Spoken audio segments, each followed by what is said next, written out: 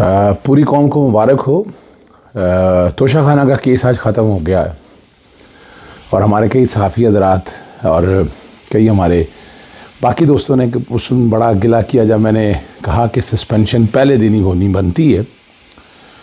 और मैं तो अब कहूँगा कि कल जब केस की समाअत होनी है, सिर्फ सस्पेंशन के अलावा मेन केस भी कल बहस कर दिया जाए तो 2 घंटे के अंदर ये केस ख़त्म हो जाएगा और इमरान खान साहब इसमें बाइज्जत बरी हो जाएंगे।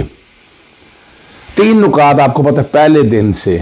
एक तो इलेक्शन कमीशन का मतलब है इलेक्शन कमीशन सेक्रेटरी नहीं होता है, इस्तगासा उसकी तरफ से आना था। फिर ये लाहौर की जुरिसडिक्शन मियां वाली वाला मामला था, फिर मियाद का था 120 दिन के अंदर। और मैं लफ्ज़ चैलेंज का भी उस वक्त इस्तेमाल किया था। और मैं आज की हेयरिंग में 4 चीज़ें बड़ी वाज़ेह हो गई हैं कि right to fair trial and due process of law नहीं दिया गया,